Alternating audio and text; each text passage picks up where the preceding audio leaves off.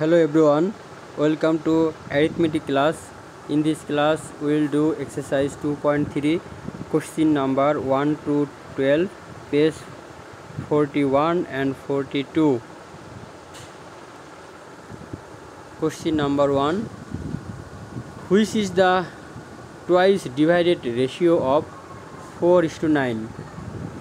Twice divided রেশিওটা বের করার জন্য রেশিওটাকে আমাদের স্কয়ার রুট করতে হয়।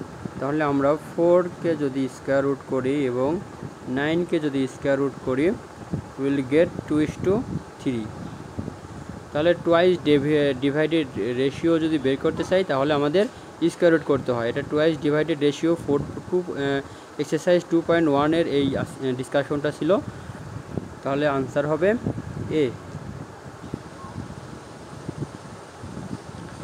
Next, if a is to b equal 4:7 and b is to c equal 10:7, what is the value of c is to b is to a? তাহলে আমাদের এটা সাকসেসিভ রেশিও করতে হবে। প্রথমে a is to b দেওয়া ছিল, a is to b এটা ছিল 4:7 এবং b is to c ছিল 10:7। প্রথমে আমাদের যেটা করতে হবে, এই দুইটা মিডিল যে এই দুইটাই কিন্তু বি এর রেশিও। আমি যদি এটার সাথে এই দুইটা যদি ইকুয়াল করতে পারি তাহলে আমি এটা সাকসেসিভ রেশিও পেয়ে যাব। তাহলে এটাকে আমার মাল্টিপ্লিকেশন করতে হবে। এই দুইটা যদি ইকুয়াল করতে চাই তাহলে এটাকে মাল্টিপ্লিকেশন করতে হবে 10 দ্বারা এবং এটাকে মাল্টিপ্লিকেশন করতে হবে 7 দ্বারা। এবং মাল্টিপ্লিকেশন করতে হলে পুরো রেশিওটাকে মাল্টিপ্লিকেশন করতে হবে। তাহলে এই রেশিওটাকে আমার 10 দ্বারা মাল্টিপ্লিকেশন করতে হবে এবং এই রেশিওটাকে আমি 7 দ্বারা মাল্টিপ্লিকেশন করলে মিডল যে টার্মটা থাকবে এটা 70 পাওয়া যাবে উভয় রেশিওতেই। তাহলে আমি 10 দ্বারা যদি মাল্টিপ্লিকেশন করি এখানে পাবো 40:70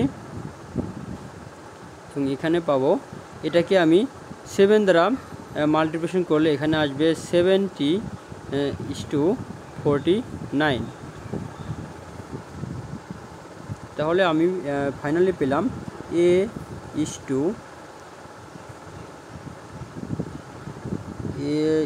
b is to c equal 40:b এটা ছিল 70:49। আমার এখানে যাওয়া হয়েছিল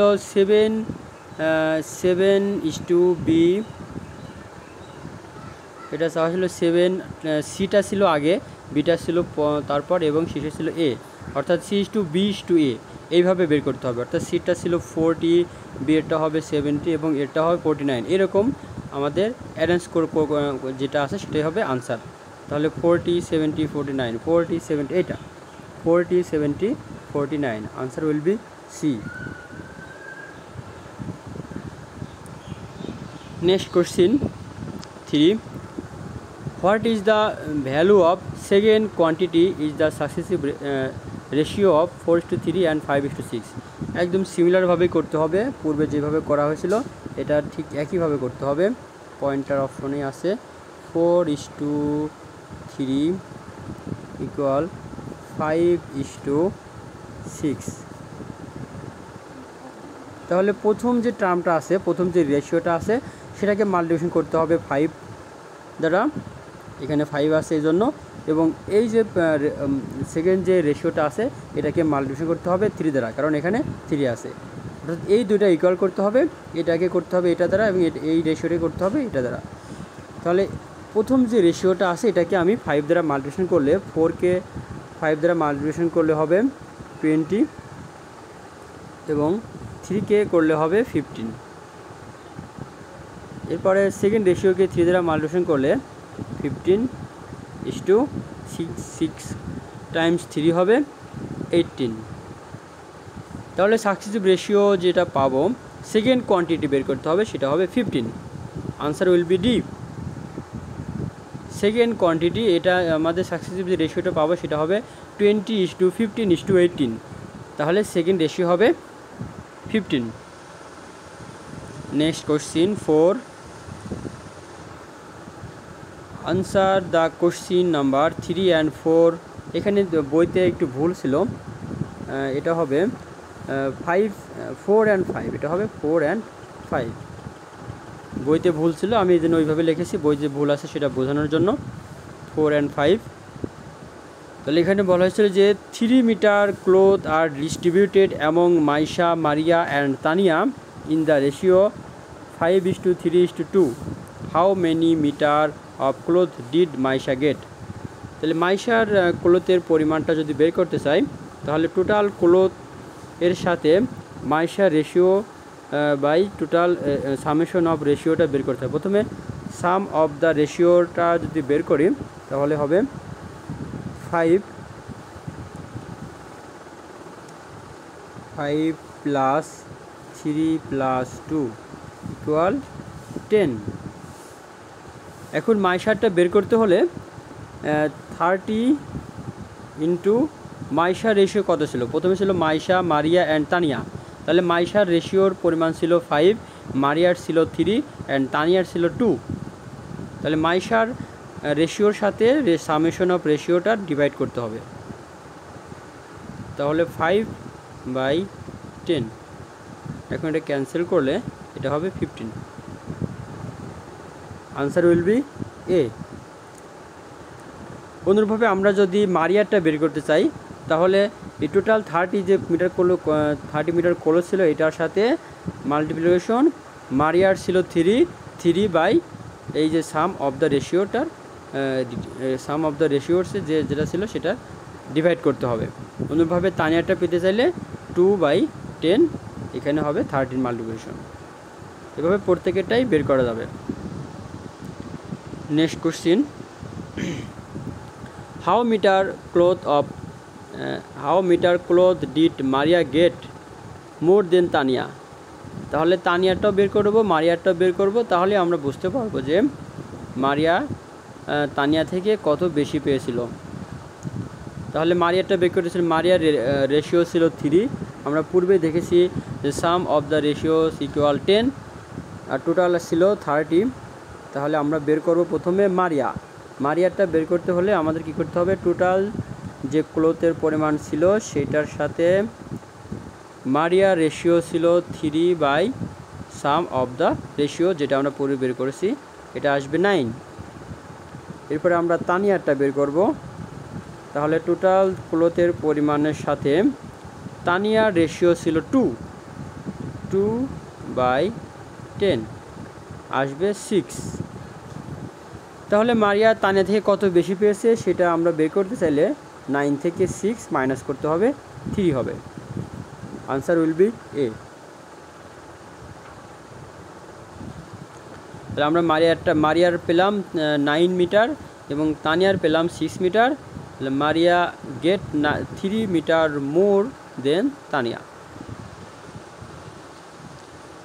6 number, what is the successive ratio of 5:3 and 2:5।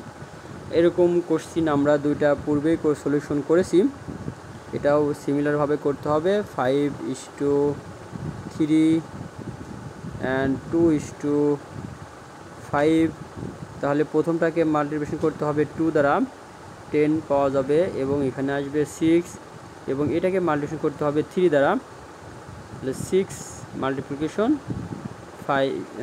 5কে যদি আমরা 3 দ্বারা মাল্টিপ্লিকেশন করি 15 হবে। তাহলে সাকসেসিভ রেশিও আসবে 10:6:15, 10:6:15, প্রথম নাম্বারটাই 10:6:15। Question number 17, which one is the fourth proportional of 3, 5, 15। অর্থাৎ এটা 4টা প্রপোর্শনালের মধ্যে 3টা দেওয়া আছে, 4 নাম্বারটা আমাদের বের করতে হবে। তো ফোর্থ প্রপোর্শনালের একটা ফর্মুলা আছে, আমরা জানি first proportional into fourth proportional equal second into third. অর্থাৎ আমরা ফোর্থটা বের করতে হবে, তাহলে ফার্স্টের পরিমাণ দেওয়া আছে 3, ফোর্থেরটা বের করতে হবে, সেকেন্ড আছে 5 এবং থার্ড আছে 15। আমাদের যেটা ফর্মুলা ছিল সেটা আমরা অ্যাপ্লাই করলাম। 2.1 এক্সারসাইজ 2.1, 2.2 এগুলো ছিল, এগুলোরই থেকে এখানে এমসিকিউ দেওয়া হয়েছে। আমরা জানি first into fourth equal second into third. এভাবে চারটা প্রপোর্শনাল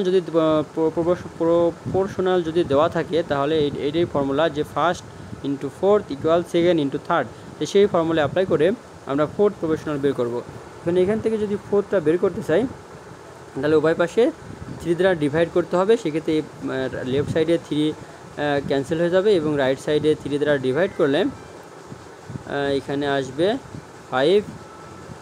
25 পাওয়া যাবে fourth proportional will be 25। Answer will be B.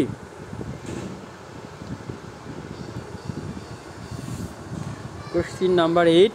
A shopkeeper bought a match box at taka 1.50 and sold at taka 2.00. What is the percentage of profit?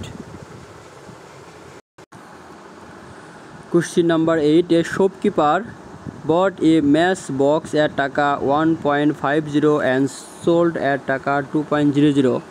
What is the percentage of profit? তাহলে আমরা জানি profit equal selling price minus buying price. তাহলে এখানে আসবে, এখানে point 2 পরে 0.00 ছিল, ওটা দিলেও চলবে না দিলেও চলবে। এটাকে যদি আমরা সাবট্রাক্ট করি তাহলে 0.50 পাওয়া যাবে। তো আমাদের এই যে প্রফিট আর লস যাই আসুক সেটা কিন্তু আমাদের সেই বাইং প্রাইস থেকে আসে। এটাকে আমার পার্সেন্টেজে প্রকাশ করতে হবে। তাহলে আমরা লিখব ইন টাকা 1.50 উই গেট প্রফিট 0.50। তাহলে 1 টাকায় কত আসবে, 100 টাকায় কত আসবে সেটা বের করতে হবে।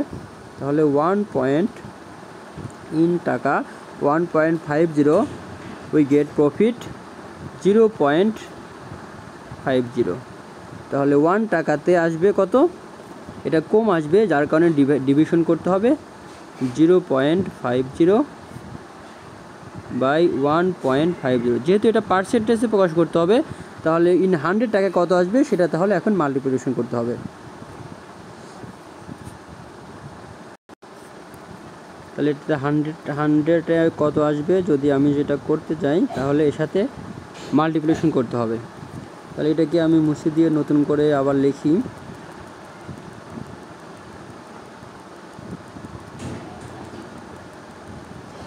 তাহলে 0.50 গুণন 100 বাই 1.50। তো এটারও দুইটা ডিজিটের পরে পয়েন্টের পরে দুটা ডিজিট ছিল এখানে। এটারও দুইটা ডিজিটের পরে পয়েন্ট আছে, পয়েন্টের পরে দুটা ডিজিট আছে। এটারও পয়েন্টের পরে দুটা ডিজিট আছে। অর্থাৎ আমি উভয় পাশ থেকেই পয়েন্টটা উঠাই দিতে পারি, এটা পয়েন্টটা উঠা দিতে পারি, এটা পয়েন্টটা উঠাই দিতে পারি। কারণ এই পয়েন্ট উঠে দিলে নিচে 100 মাল্টিপ্লিকেশন হবে, উপরেও 100 মাল্টিপ্লিকেশন হবে। তাহলে 100 কেটে যাবে। আর এইভাবে আমি যদি পয়েন্টের পরে সমান সংখ্যক নিউমারেটর এবং ডিনোমিনেটর পয়েন্ট থাকে তাহলে পয়েন্টটা উঠাই দেওয়া যাবে। তাহলে এখন উপরে থাকবে 50 ইন্টু 100, নিচে থাকবে 150। এটা ক্যান্সেল হবে এবং এটা ক্যান্সেল হবে। এখন 100কে আমি যদি 3 দ্বারা এটাকে যদি আমি ডিভাইড করি তাহলে কোশিয়েন্ট আসবে 33। এটাকে তোমরা ডিভাইড করে দেখবা এবং রিমাইন্ডার আসবে 1। সেই রিমাইন্ডারটার উপরে থাকবে আর ডিভাইডারটা থাকবে নিচে থাকবে। অর্থাৎ আমি এটাকে মিক্সড ফ্র্যাকশনে কনভার্ট করব। আর যেহেতু এটাকে আমি 100-এ প্রকাশ করেছি অবশ্যই এটা পার্সেন্টেজ আনতে হবে। তাহলে answer will B D. Next question number 9. A banana seller bought bananas at the rate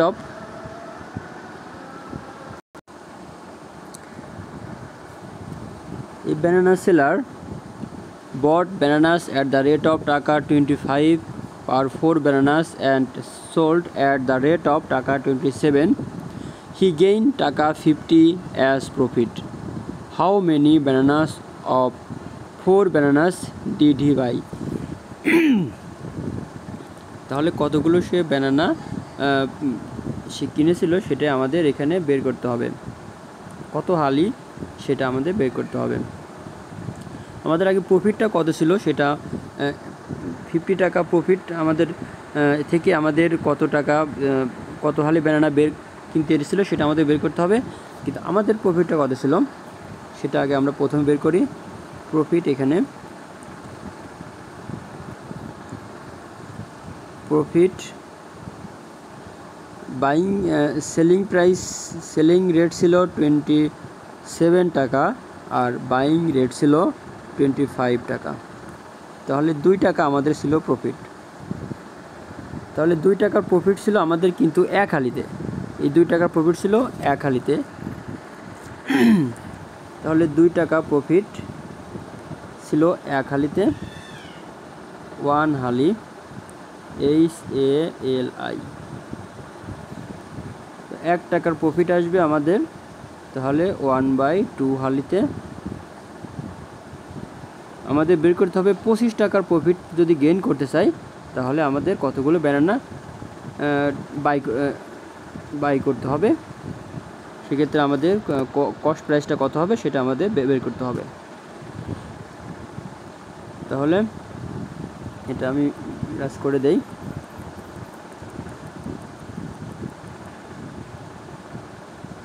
তাহলে 2 হালি ছিল, 2 টাকা প্রফিট ছিল 1 হালির জন্য, 1 টাকা প্রফিট থাকবে 1/2 হালির জন্য, 50 টাকার প্রফিট থাকবে তাহলে কত হালির জন্য, কতগুলোর জন্য সেটা আমাদের বের করতে হবে। তাহলে 50 থেকে আমরা 2কে যদি ডিভাইড করি 25 হবে, অর্থাৎ 25 bananas of bounce of 4 bananas, অর্থাৎ 25 হালি। A will be answer. Next question. Match the following quantities by drawing lines. প্রথমে বলছি A, if the cost price is more than the selling price, অর্থাৎ কস্ট প্রাইসটা যদি সেলিং প্রাইস থেকে বেশি হয়, তার জন্য আমরা যদি কম টাকায় বিক্রি করি বেশি টাকায় কিনে তাহলে কিন্তু আমাদের লস হবে। সেক্ষেত্রে হবে ডি নাম্বার, লস ওরিয়েন্টেড। তাহলে এর সাথে হবে D. B number, if the cost price is less than the selling price, অর্থাৎ কস্ট প্রাইস যদি কম হয় সেলিং প্রাইস থেকে তাহলে এখানে আমাদের লাভ হবে, এটা হবে প্রফিটেবল। বির সাথে হবে প্রফিটেবল।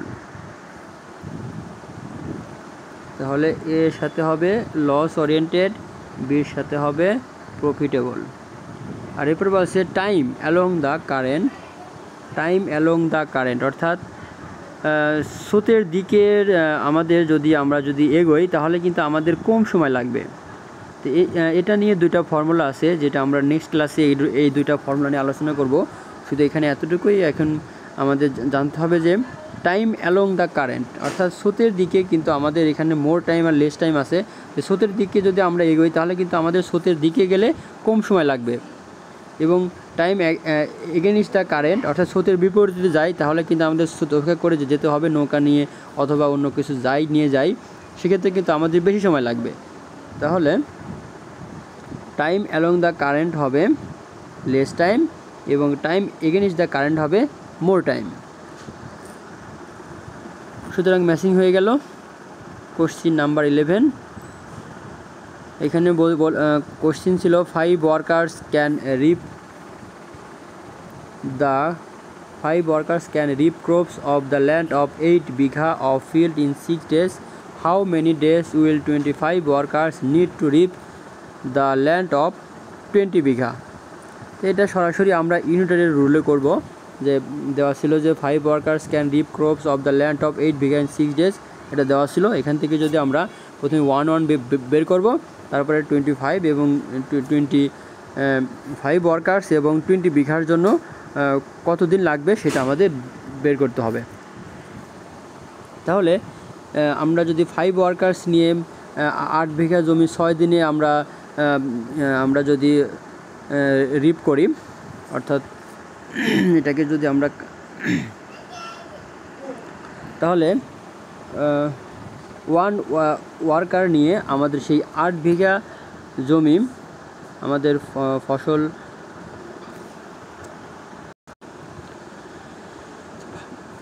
সেক্ষেত্রে আমাদের কিন্তু টাইমটা বেশি লাগবে।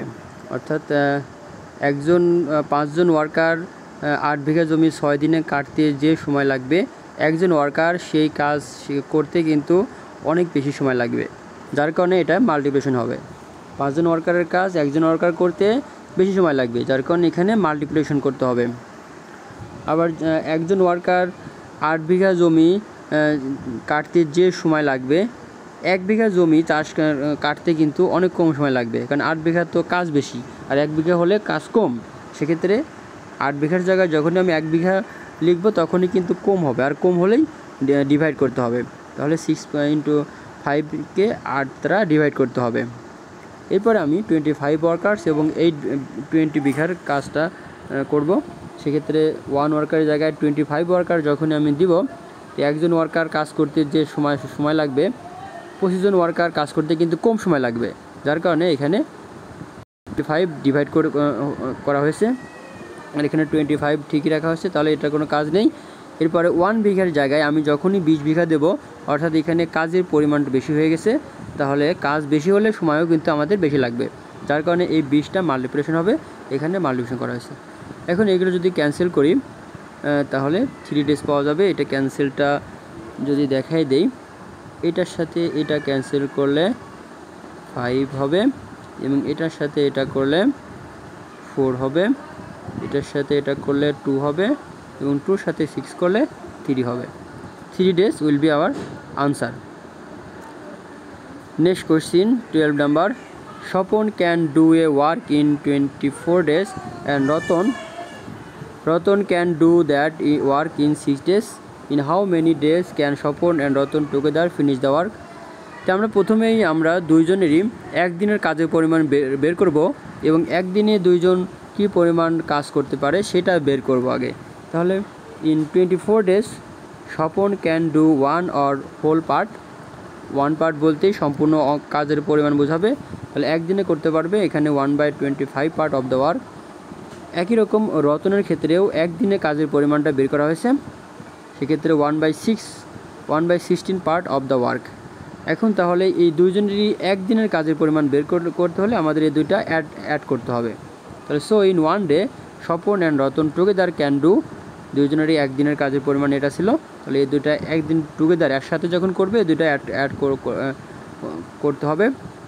তাহলে এই দুইটার অ্যাডিশন করতে হলে এলসিএম নিয়ে ডিভাইড মাল্টিপ্লিকেশন করার পরে আমরা পাবো 5/48 পার্ট অফ দ্য ওয়ার্ক। তা আমাদের কিন্তু বের করতে হবে কাজের পরিমাণ, দুইজনে একত্রে কাজ করলে কী পরিমাণ সময় লাগবে সেটা বের করতে হবে। তাহলে এখন আমরা এটাই ঘুরাই লিখব যে এই পরিমাণ কাজ তারা একদিনে করেছিল, তাহলে 1 পার্ট অর্থাৎ সম্পূর্ণ কাজ করতে কত সময় লেগেছিল সেটা বের করতে হবে। এখানে Shopon and Ratan together can do 5/48 part of the work in 1 day, একদিনে করেছিল, আর 1 পার্ট করতে তখন এটাকে এর সাথে ডিভাইড করতে হবে।